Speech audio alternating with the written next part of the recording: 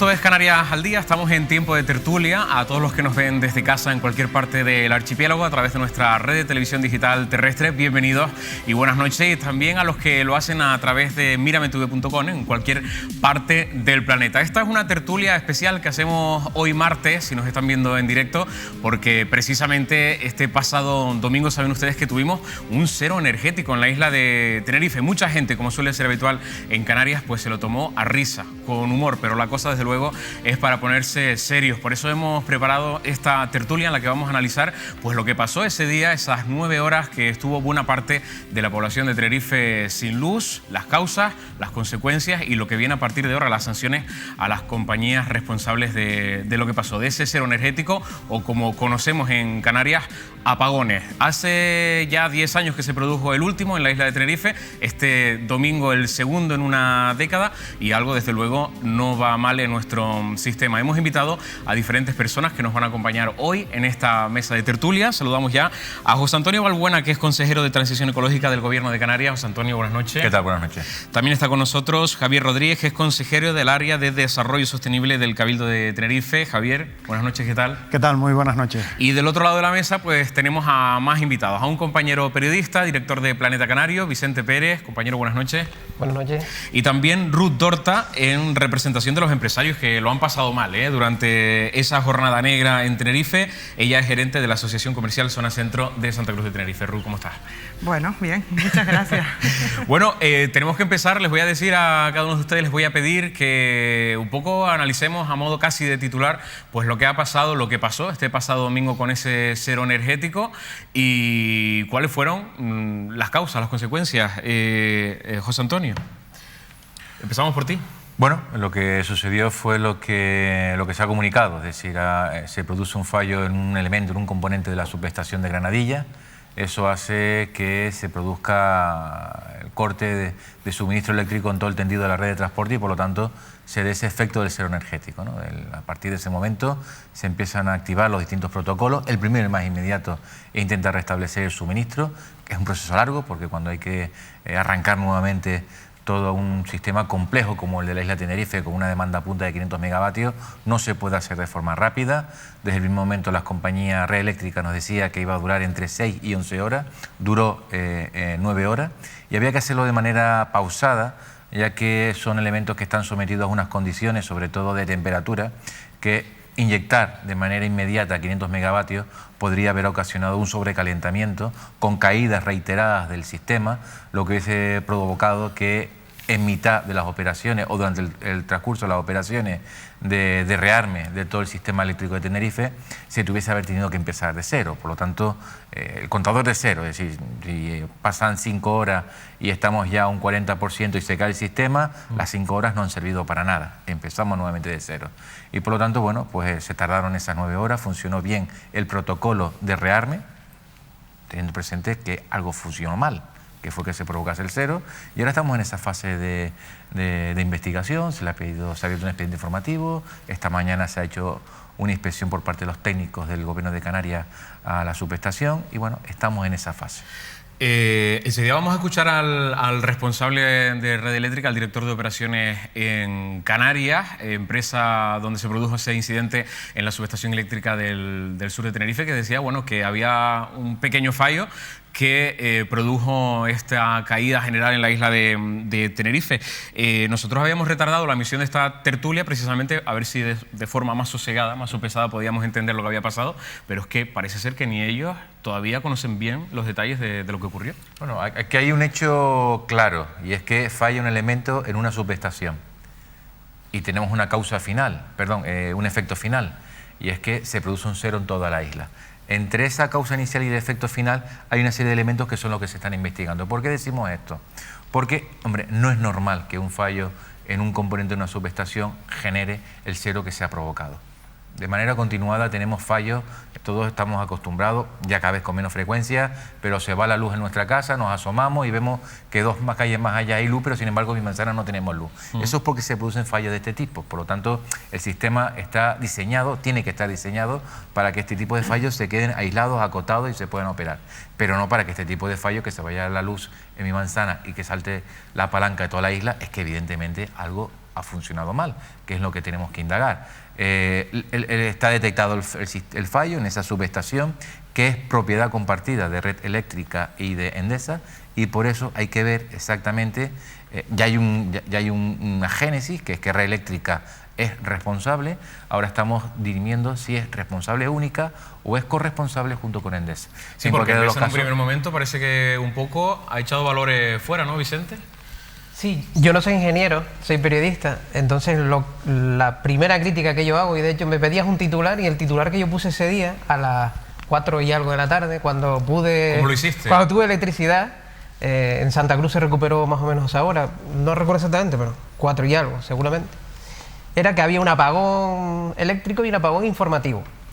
Hay que pensar, voy a dar un dato, que el primer tuit que pone el gobierno de Canarias, que fue el primero que dijo algo, bueno, puede que, no sé si la alcaldesa Patricia de Santa Cruz, Hernández, sí, ¿no? pero bueno, aquellos cuentas de las redes sociales a los que uno va, pues son oficiales, la puso el gobierno de Canarias a las 2 horas del apagón, ¿no? Creo. A la hora del 112, 2:30 aproximadamente, ya se puso que es lo que se había producido. Sí, hubo un primer... Sí, el gobierno de Canarias fue el primero que puso algo, pero luego las industrias, que son las que tienen la información realmente, hasta las 4:30, Red Eléctrica no dijo nada ni en sus webs, ni en Twitter, ni en Facebook, en fin, 4:30. Sí, pero eso lo puedo explicar. Es decir, como estamos viendo que aquí había una disfunción entre la versión que podía dar Red Eléctrica y la que podía dar Endesa, se le dijo a ambas compañías que nadie informe, toda la información tiene que venir centralizada por el gobierno de Canarias. Porque lo que creo que podía suceder en ese momento, que se estuviesen tirando, coloquialmente hablando, los trastos unos a otros, ¿no? Por lo tanto, el gobierno de Canarias lo que se constituyó fue un gabinete de crisis de comunicación, de redes, estamos hablando de community managers, de manera que se dieron instrucciones claras, tanto a Red Eléctrica como a Endesa, que toda la comunicación la hacía exclusivamente con el Canarias, que fue lo que fuimos haciendo a medida que íbamos recuperando evidentemente el flujo, porque nos pasó lo mismo que a ti, es decir, era un domingo, los responsables de comunicación del gobierno de Canarias pues estaban en su casa, no tenían cobertura móvil, después cuando se logró resultaba que cuando iban a hacer el mensaje no funcionaba bien las redes, por lo tanto... Pues permíteme que transmita, a ver, cuando ocurre una cosa podemos aprender para que a la siguiente, creo que si transmito esa queja de que los ciudadanos necesitaban un poco de información, pues poco después, yo diría que a partir de 1 hora como un margen sí debe haber información, pero bueno, me has explicado unos datos que yo desconocía, ¿no?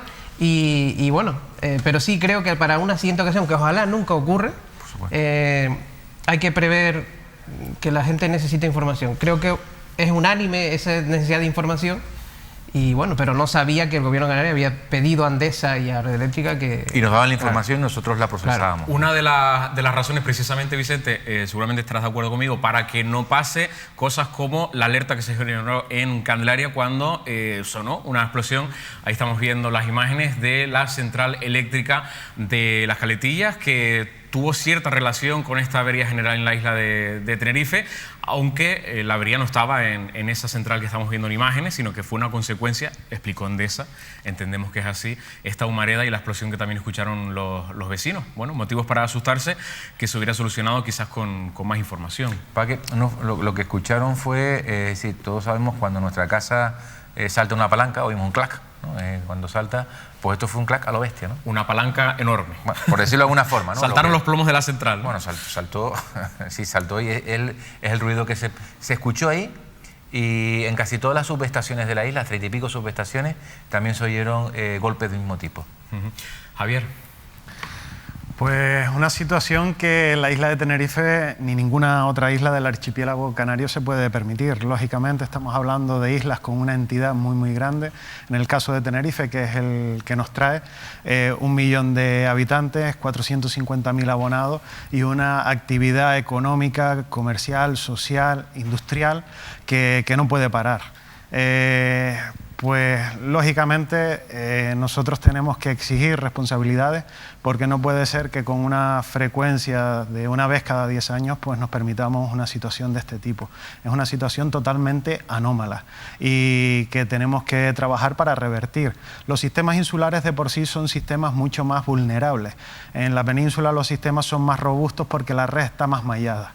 Y pues se pueden hacer interconexiones entre sistemas de diferentes diputaciones regiones, de diferentes comunidades autónomas. Aquí cada isla forma un sistema insular totalmente aislado. Y creo que una línea de trabajo necesariamente tiene que ser mejorar la autonomía, mejorar la interconexión de los sistemas y también tratar de que la vulnerabilidad no sea tan alta. Y para eso, pues, muchas propuestas, muchas iniciativas: mejorar el autoconsumo, trabajar en fuentes de alimentación alternativas, energías limpias, energías renovables, también, ¿por qué no?, empezar a hablar de los saltos hidroeléctricos. Es decir, creo que hay un abanico de posibilidades muy amplio que trabajan en la generación o que abordan la generación y por otro lado, pues trabajar también en la mejoría de la conducción. Bueno, ustedes en sus casas, si nos están viendo en Tenerife, sufrieron el pasado domingo ese apagón general, y también muchísimos comerciantes, como en Santa Cruz de Tenerife. Por eso tenemos hoy pues a una de sus representantes, que es Ruth Dordra. Ruth, antes me decías que, por ejemplo, en la avenida Naga, 5.000 turistas que se quedaron pues sin comida casi. No solo la comida, es que además me comentaban desde el bar Cafetería Estación que hubo un problema con las rampas de Fred Olsen, que son eléctricas, que hubo problemas con el tema de los ascensores, la gente que estaba impedida, que ya sabes que en este tipo de cruceros suele venir gente en silla de ruedas, tenían que dar toda la vuelta, llegar hasta la escalinata al paseo que hay, que une Plaza de España con la Avenida Marítima. Pero bueno, por hablar de titulares, yo te diría que suerte que fue un domingo y la afección fue sobre un 40% del tejido empresarial que conforma Santa Cruz. Pena que fuera un domingo para todos los sectores y tejidos empresariales de la isla, especialmente en la zona del sur, porque zona centro pertenece a la Federación de Áreas Urbanas, a FAUCA, y entonces, claro, nosotros manejamos los datos, digamos que a nivel isla, y ha sido mala suerte, porque realmente ha sido así, pero lo cierto es que el apagón más fuerte fue justo en la hora de la puesta de comidas. Claro, las TPVs no funcionaban, la mayoría de la gente ya no tiene fuegos en las cafeterías, y entonces, claro, muchísima gente se quedó con camareros cruzados de brazos y tal. Y además tenemos que tener en cuenta que el sector de ocio es un sector que tira económicamente de una manera muy fuerte y muy potente de la isla, porque bueno, porque al final la gente sabe que la gastronomía que tenemos aquí es única. Las consecuencias más directas, entiendo que en restaurantes, por aquello del frío, ¿no?, de las neveras, efectivamente, bebidas y demás, ¿no? Sí, nosotros el ocio... bueno, digamos que en el sector de comercio había una apertura calculada entre el 8 y el 11%.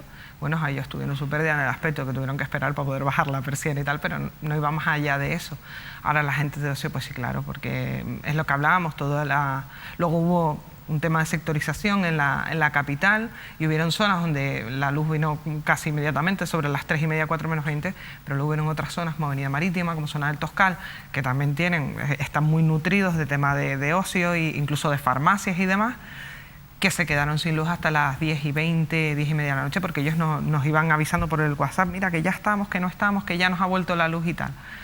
Así que, pues bueno, un poco, digamos que el tema de parálisis. Y luego que hay algo que a mí me preocupa, que lo comentaba un poco antes fuera de cámara con Javier y con él, Vicente, me preocupa, y lo digo de verdad, que a veces pienso que si hemos aprendido algo o no después del Delta, porque yo digo, si se paralizó, porque es que se paralizó, porque nos paralizamos, para bien y para mal, que han salido miles de memes con el tema de que hablamos, los amigos y tal, ¿no? Pero es cierto que nos paralizamos, ¿no? Ya no llevamos ni siquiera efectivo en el bolsillo, cosa que hace 15 años sí que hacíamos, ahora es que no lo llevamos. Ayer gente se fue sin pagar, y además británicos que no van a volver, con lo cual la pérdida es absoluta, porque si al final es alguien de toda la vida, pero en este caso no. ¿Por qué? Porque dependemos de las TPVs, dependemos de los teléfonos, dependemos... Entonces, si nos encontráramos ante un desastre natural, ¿qué nos va a suponer? No al tejido comercial. ¿Para quién es la pregunta, sí. Ruth? Para todo, para todo. Yo creo que es una reflexión social casi. Una comisión de investigación, de estudio en el Parlamento sobre el Delta, con unas conclusiones en las que había un montón de medidas para mejorar el sistema eléctrico. Yo creo que se han hecho inversiones en nuevas redes y tal, pero bueno, eso sería ya para alguien... Sí, un experto en la materia, ¿no? Comentaba que es una reflexión muy acertada, porque en otros territorios, en otras regiones del planeta, pues lógicamente hay apagones, pero llevan aparejado lo que se llama un FMA, un fenómeno meteorológico adverso. Aquí hemos ido a un apagón en una situación de total normalidad. Entonces viene a aportar más luz o más información, y es significativo de lo vulnerable que es el sistema insular. Desde luego. Y repito lo mismo, una isla de la entidad de Tenerife no se puede permitir un apagón de este tipo. Es que que es una situación dramática y vergonzosa también. Nos falta una pata en esta mesa, que son las compañías eléctricas. No sabemos si ambas, Endesa y Red Eléctrica, responsables de lo que pasó. Las hemos invitado, insisto, les hemos propuesto varias fechas y horarios y han declinado pues participar. Eso sí, nosotros estuvimos en la rueda de prensa, en este caso, que dio Red Eléctrica el pasado lunes para explicar un poco lo que había ocurrido. Vamos a escuchar al director de operaciones en Canarias. Tenerife junto con Gran Canaria son los dos sistemas eléctricos más grandes de Canarias, lógicamente por el tamaño de las islas. Estos sistemas se caracterizan por ser sistemas aislados y pequeños. Esto, por sus propias características, les confiere una cualidad de mayor vulnerabilidad que los grandes sistemas interconectados, por ejemplo, en la península. De este modo, un sistema eléctrico, cuanto más grande y más interconectado está, más robusto es y, por tanto, está en mejores condiciones para hacer frente a las perturbaciones. El fallo fortuito de este elemento es el primer elemento relacionado con este incidente. El elemento en cuestión se trata de un transformador de tensión. No debería ser suficiente para tirar un sistema eléctrico completo como el de Tenerife. De hecho, fallos fortuitos ocurren con relativa frecuencia. Pensamos que debe haber algún elemento involucrado adicionalmente. Otros factores desencadenantes, que es en lo que estamos ahora mismo dedicando toda nuestra máxima atención. Del análisis, como digo, exhaustivo y completo, pues se arrojarán los resultados de qué es lo que ha sucedido, para poder explicar cómo un fallo simple, como de los muchos que se pueden producir, lleva hasta la interrupción completa del sistema eléctrico de Tenerife. La primera premisa para realizar un proceso de reposición es que hay que reponerlo lo antes posible, pero asegurando que los pasos que se van dando están dentro de la lógica que permite avanzar de una manera segura en dicho proceso de reposición. Canarias está inmersa en un proceso de transición energética, al igual que el conjunto del país, y esta transición lo que quiere decir es que hay que electrificar más la sociedad, desplazar usos energéticos donde no pueden llegar las energías renovables hacia el sector eléctrico, porque es en el sector eléctrico donde las energías renovables se pueden hacer presentes. En este sentido, en el último año y medio se ha multiplicado prácticamente por 3 la potencia eólica instalada y vamos a seguir caminando en esta senda. José Antonio, yo quería preguntarte, precisamente en esta última parte que hablaba de los molinos el señor Eduardo Prieto, ¿pasaría algo si hubiera más placas solares, más molinos, más energía renovable? Porque al final la caída es la misma, ¿no? Claro, ya sabemos lo que ha pasado, ahora vamos a ver qué va a pasar en el futuro. En primer lugar, antes de contestar esa pregunta, ¿sí? El Gobierno de Canarias va a ser riguroso con el expediente informativo que se ha abierto. Se va a analizar todos y cada uno de los elementos que han fallado porque han habido fallos. Y va a ser firme con la sanción que hay que imponer. Estamos hablando de que puede ir entre 600 y 60 millones, pero casi seguro que va a estar de 6 millones para arriba. Eso también dijo el Gobierno de Canarias hace 9 años y al final quedó en poca cosa. No. El Gobierno de Canarias puso una sanción de 8 millones. No era este Ejecutivo, pero puso una sanción de 8 millones y después por sentencia judicial se rebajó 600.000 euros. Pero el Gobierno de Canarias puso la sanción correspondida. Evidentemente, cuando después hay una sentencia, lo que hay que hacer es acatar la sentencia. Pero el Gobierno de Canarias entendía y entiende y sigue entendiendo que aquello era un incidente muy grave y esto es un incidente muy grave. Segunda parte, como se ha dicho, evidentemente los sistemas insulares en cualquier isla del planeta son sistemas frágiles porque no se pueden compensar, ¿no? Es como si estamos en una melea de rugby y tengo una persona sola junto con un equipo de 7 personas. Es más fácil tumbar a la persona que al grupo de 7 que se van apoyando entre ellas. Por lo tanto, tenemos que ver qué elementos nos pueden mejorar nuestra capacidad de resiliencia. Y eso significa que el vecino, la vecina, tenga luz en su casa. Puede pasar lo que pase fuera de mi casa, pero a mí lo que me interesa es tener luz en mi casa. Esto lo digo porque hay que apostar por las energías renovables, pero ojo con las energías renovables concentradas, con grandes parques eólicos, grandes parques solares, porque al final podemos tener el mismo problema. Sea el elemento generador una central térmica, Garranería o Caletilla, o un gran parque solar o un gran parque eólico, al final tengo una concentración o no se apuesta por una autonomía en el autoconsumo o lo que se llama democratización de la energía. Por lo tanto, este Gobierno de Canarias no es sospechoso porque desde el minuto 1 en el que tomamos posesión, el 18 de julio, por desgracia fue esa fecha, pero en fin, el 18 de julio, por eso nunca me olvidaré, el 18 de julio venimos diciendo que es hora de apostar por un plan de transición energética que estamos ya trabajando en las líneas maestras de su elaboración. Y es hora de apostar por una generación de renovables distribuida, que es el autoconsumo, por varios elementos que no teníamos en el Delta. Por ejemplo, en el Delta no teníamos un grado de penetración de renovables que tenemos en la actualidad. En el Delta la capacidad de producción de lo que se llama un molino de viento podría estar en torno a los 500 kilovatios, y ahora estamos hablando de que hay aerogeneradores que son casi de 3 megavatios, o sea, casi 6 veces más. Cuando el Delta, la producción del vatio eólico era mucho más caro que lo que en la actualidad, pero aún más, las placas solares para autoconsumo prácticamente eran impensables. Ahora no solo es una realidad, sino que además el coste es inferior al de un aerogenerador, el vatio producido. Por eso el Gobierno de Canarias lo que va es a diseñar de forma conjunta con el resto de administraciones, porque aquí nos tenemos que mojar todas las administraciones. Y mojar significa poner presupuesto. Vamos a intentar coordinar un plan para fomentar el autoconsumo, la generación distribuida, que va a poder, evidentemente, mejorar nuestra capacidad de minimización de efectos en caso de posibles apagones masivos. Y eso no es otra que cuando nos pase algo en nuestra casa o nuestro comercio, pueda seguir teniendo luz independientemente de que tengamos un problema en una subestación. Por lo tanto, las energías renovables sí, pero ahora Canarias tiene en torno a una demanda punta que está próximo a los 1.500 megavatios. Aproximadamente tenemos unos 470 o 450 megavatios de eólicos instalados y unos 100 y poco de solar. Ahora tenemos que apostar por las solares. Eso va a inquietar a algunos grandes promotores, ¿no? Y hay algunos que automáticamente, el mismo 18 de julio, cuando dije que vamos a desarrollar las energías distribuidas y por lo tanto el autoconsumo, es decir, aquí lo que tenemos que buscar es que el dueño del contador de la luz seas tú, y no sea una gran compañía. Bueno, pues ya algunos han llamado pidiendo explicaciones, pero el Gobierno de Canarias, de la misma forma que estoy diciendo que vamos a ser firmes con las sanciones que den lugar, vamos a ser firmes en el camino de una planificación, con un plan de transición energética que sea justo y solidario. Y eso significa que no se quede nadie detrás, pero sobre todo aquellas personas con menores recursos económicos. Vamos a ver también qué dicen de todo esto. No han dado declaraciones directamente, por lo menos a este medio, pero sí que tenemos el comunicado oficial pues, que mandaron a los diferentes medios de comunicación. Ahí pueden leer ustedes lo que dice, pero les resumo en una frase.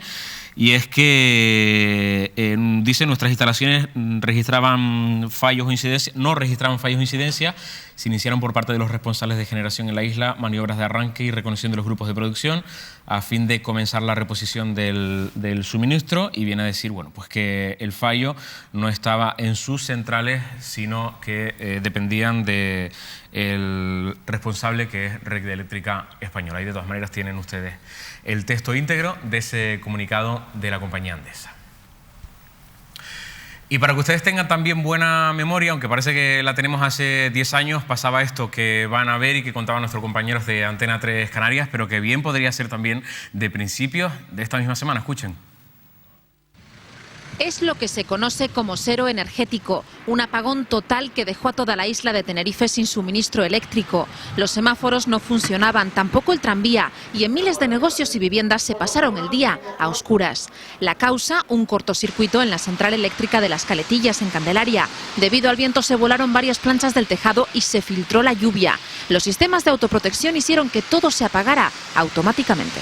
Al actuar correctamente las protecciones, no hubo daño dentro de lo que son las celdas de línea y grupo. Si realmente no hubieran actuado bien, pues aquí hubiera originado una explosión y daños que hubiéramos tardado a lo mejor pues unas semanas en reparar. Pero es la segunda vez que ocurre. Tenerife ya vivió un cero energético el año pasado, en el mes de marzo. Unelco se defiende diciendo que sus instalaciones están en perfecto estado, pero que la situación meteorológica fue en este caso excepcional.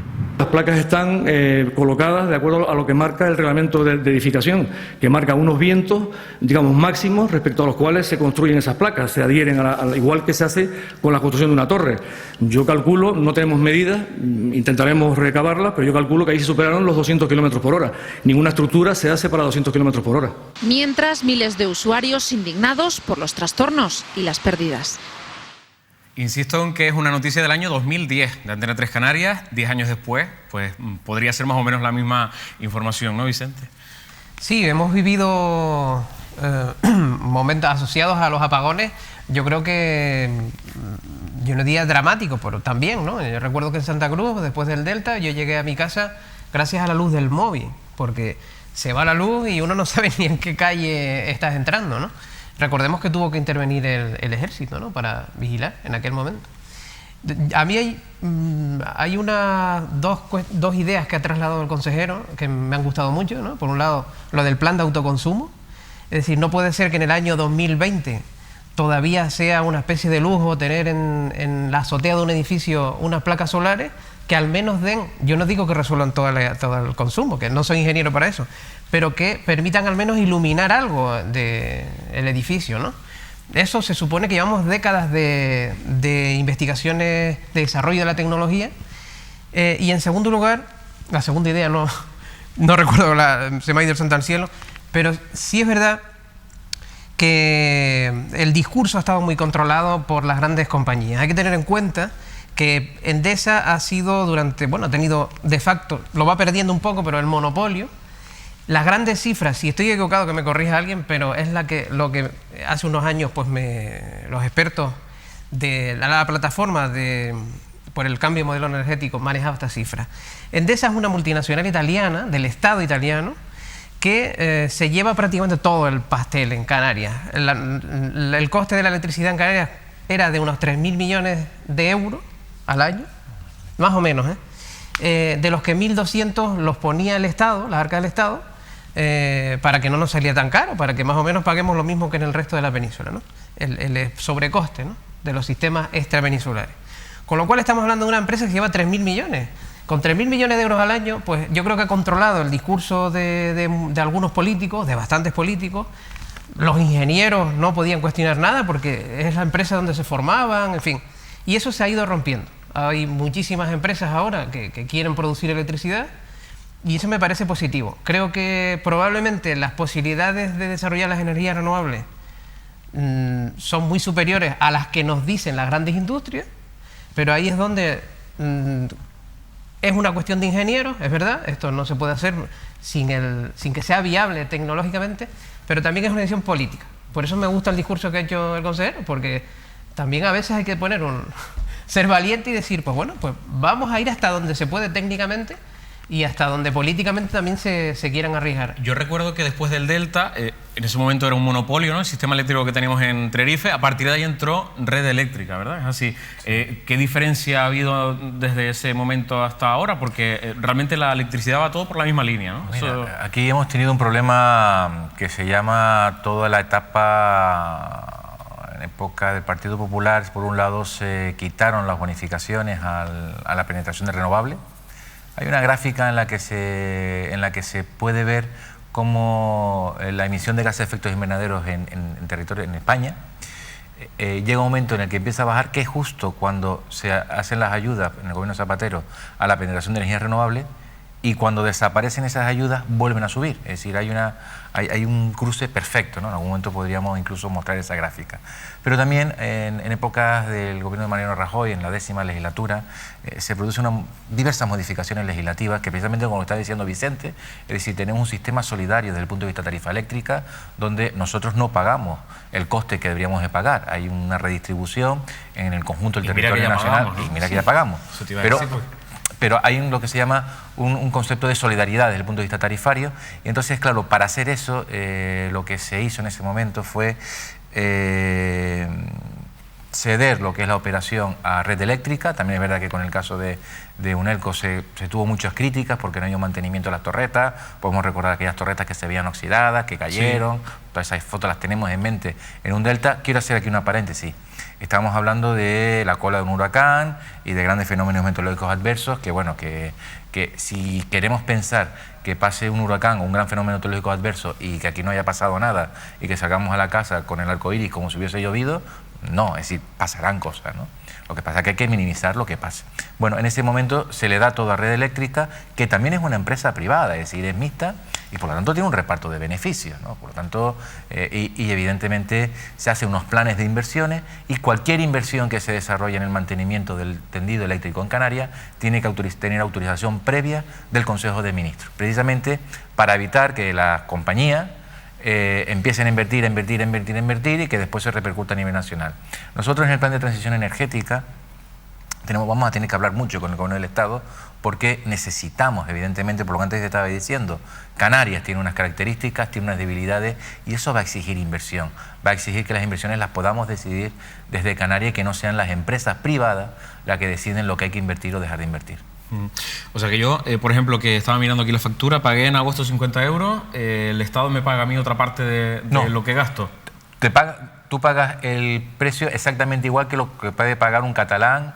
Lo que se hace es que se ve lo que cuesta la generación eléctrica en toda España, en la península. Compensa el Estado. Claro, y se hace una media entre todos los españoles, ¿no? Bueno. Ese es el concepto. Ruth, ahora vamos a la parte de las compensaciones económicas, porque claro, por lo menos en tu sector, igual que en muchos otros, ha habido grandes pérdidas. ¿Ustedes saben ya qué tienen que hacer, por dónde empezar a reclamar lo que han perdido? Bueno, nosotros, como te comentaba antes, como pertenecemos a la federación, cuando yo llego a la oficina, bueno, mi compañera en este caso, el lunes a las 8 de la mañana yo tengo toda la información volcada desde FAUCA. Ellos automáticamente, porque son un órgano, digamos, del que nos nutrimos las zonas comerciales, sobre todo a nivel jurídico, que es muy importante. Y esa información se la remitimos nosotros a todos los empresarios.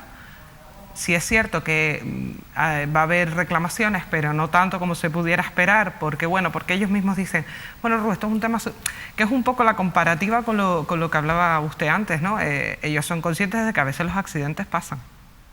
Y bueno, pues ha ocurrido.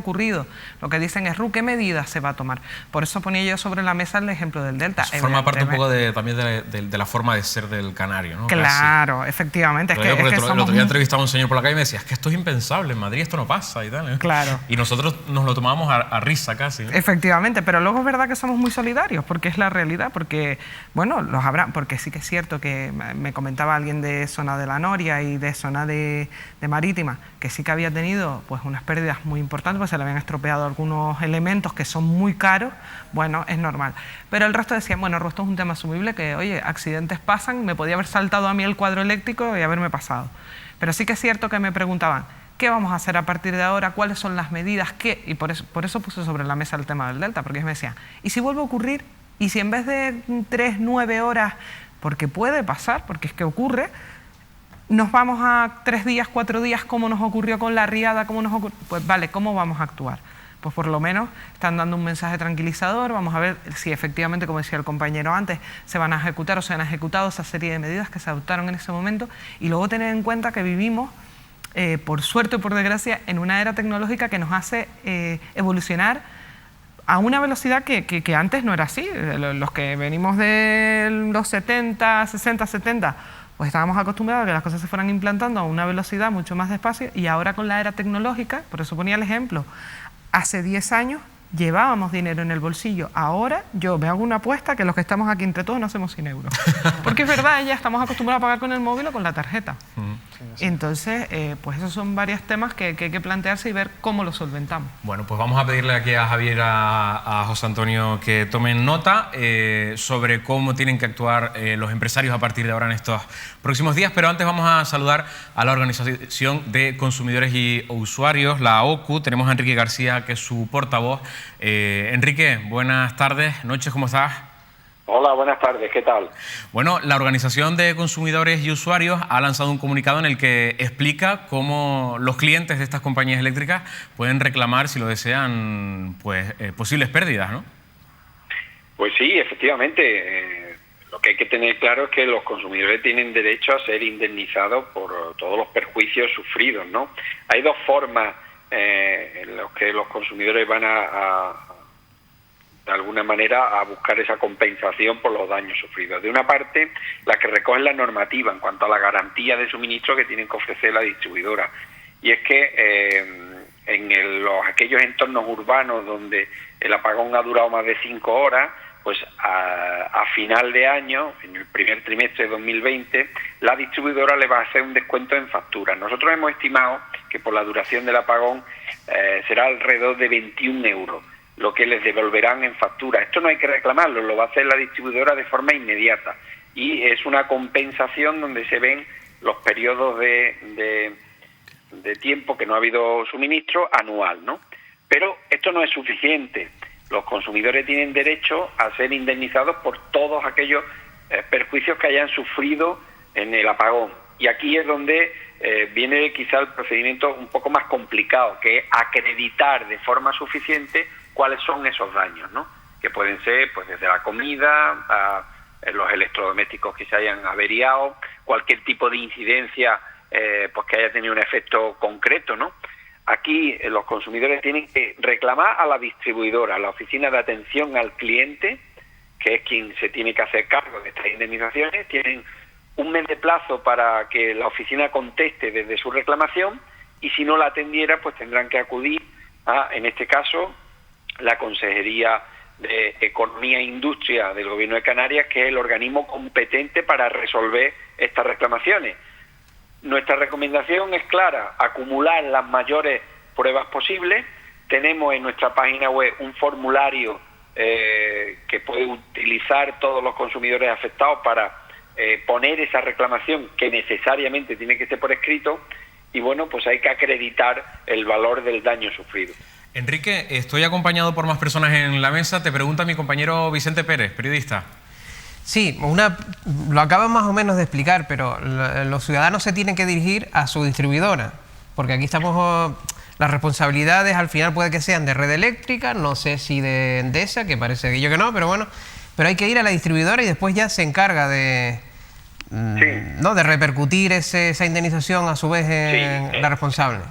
Pues mira, podemos ver un poco lo que sucedió aunque sin duda es seguramente el apagón más importante de los últimos años en España, ¿no?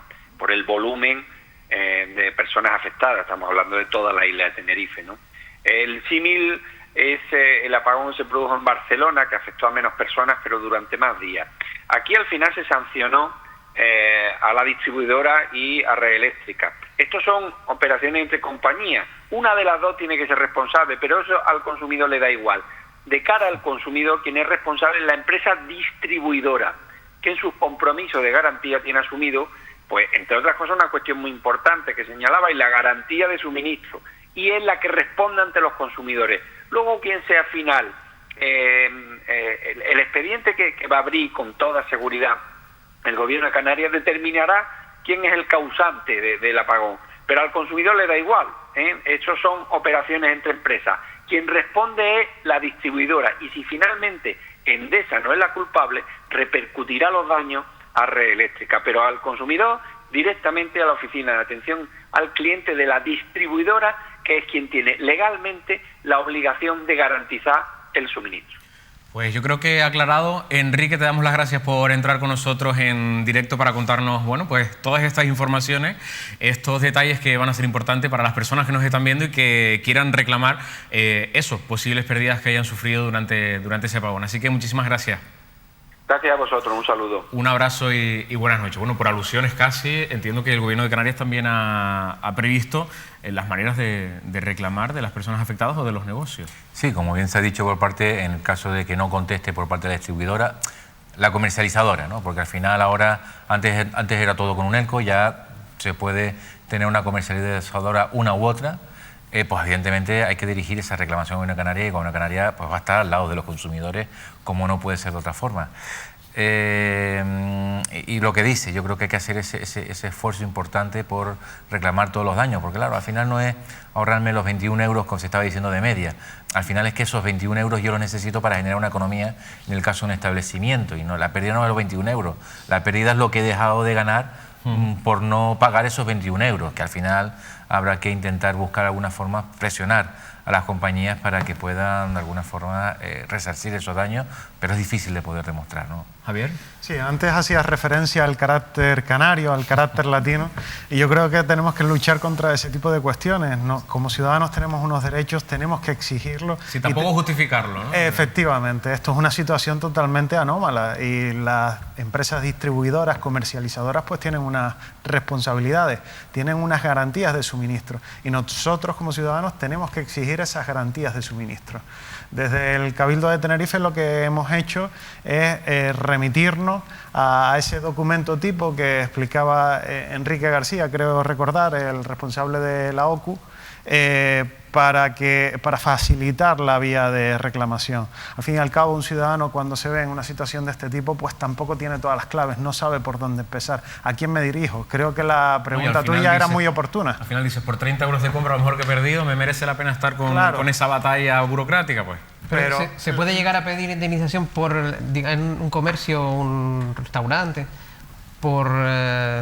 Es que lo estamos llevando a... la facturación que no ha tenido o no, o lo que ha perdido porque se ha descongelado, ¿no? Lo estamos llevando a la escala doméstica, y también tenemos que tener en cuenta de que hay industrias o actividades que no son tan domésticas, grandes superficies, grandes instalaciones. Dentro de la consejería que tengo el placer de dirigir está el Consejo Insular de Agua. Estamos hablando de instalaciones de una envergadura muy, muy grande, desaladoras, depuradoras. Es decir, no lo llevemos solo al ámbito doméstico, que es el que más nos tiene que preocupar y es en el que más nos tenemos que esforzar en comunicar, sino también tenemos que tener en cuenta que la isla de Tenerife tiene realidades muy diversas. Aprovecho y te pregunto, ¿y esas instalaciones de las que hablas funcionaban con generadores, entiendo, autónomos? Sí. Todas las instalaciones tienen equipos, grupos propios, pero que no te garantizan, por ejemplo, en el caso de las desaladoras, la producción de agua desalada. Únicamente garantizan un reflujo para que de forma permanente haya agua dentro del circuito y las membranas y todas las instalaciones no se estropeen. Pero durante las horas de apagón no se estuvo generando agua desalada. El Plan Hidrológico Insular establece la obligación de que haya al menos un metro cúbico por habitante y día. Eso te garantiza pues agua para 5 días. Entonces hay coberturas, pero sí que es verdad que la realidad no afecta solo a nuestras neveras, a nuestras cocinas, a nuestros comercios. Insisto, nos tiene que preocupar, pero también tenemos que tener una mirada un poquito más periférica, porque la situación es realmente compleja en todas las situaciones. Afortunadamente fue un domingo y yo no pretendo tener un discurso visceral ni revanchista, ni mucho menos, pero voy a lo que decía al inicio de mi intervención, en la primera intervención. La isla de Tenerife no se puede permitir una situación de este tipo. Es un absoluto despropósito que una isla con 1 millón de habitantes tenga un cero energético, sin ser una situación extraordinaria vinculada con un fenómeno meteorológico adverso. Estamos hablando de un fallo rutinario prácticamente. ¿Y para revertir eso es suficiente con una sanción o hay que presionar de otras maneras a estas compañías que entiendo que son las responsables para que no vuelva a pasar en un futuro cercano? Es lo que planteé antes, la sanción es importante, pero no es lo único, ¿no? Por eso en ese plan de transición energético queremos introducir medidas que establezcan obligaciones a las compañías de invertirnos lo que ellas creen, porque al final estamos hablando de empresas privadas, oye, que lo hacen con toda su buena voluntad, yo no cuestiono la buena voluntad, pero evidentemente las necesidades tienen que ser fijadas, lo entiendo yo, por las administraciones locales, ¿no? Y eso se lo tenemos que hacer ver al Estado, le tenemos que hacer ver que esto es un sistema aislado y que este tipo de decisiones, está muy bien el tema de la tarifa solidaria, pero oye, que al final nos estamos jugando el que tenemos que tener una capacidad de respuesta que va a exigir seguramente incrementar los refuerzos en tarea de equipos que vamos a tener aquí.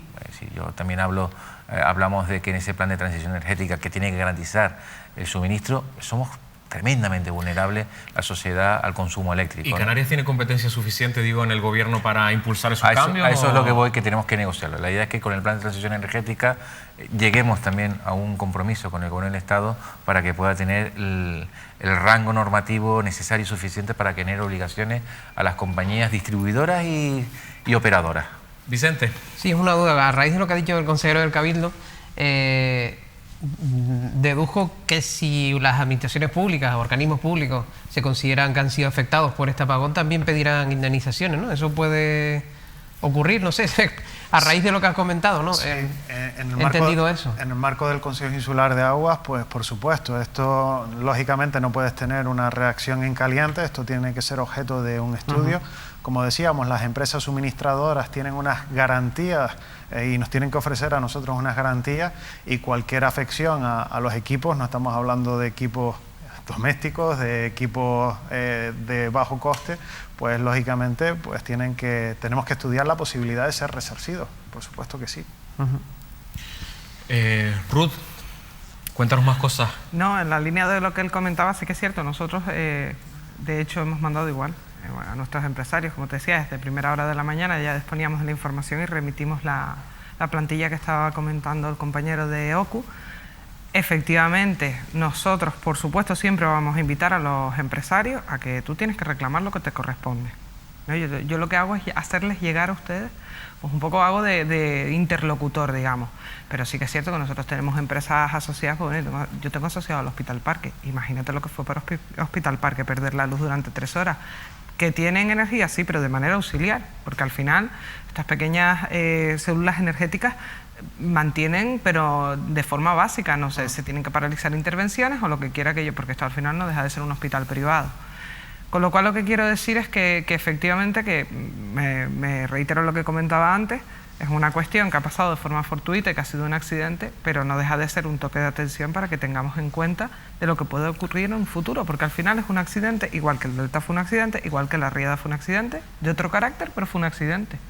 Bueno, está por determinar si fue algo, ¿no? Hasta no conocen las causas, porque a lo mejor no fue algo tan... accidental. Tan accidental, provocado. Bueno, ¿no? a lo mejor algo que se podía haber evitado, nunca se sabe, pero hay que esperar. Por eso me ha gustado que el consejero diga, porque Endesa ha dicho que no es de ella, ¿no?, el problema. Por lo tanto será de Red Eléctrica.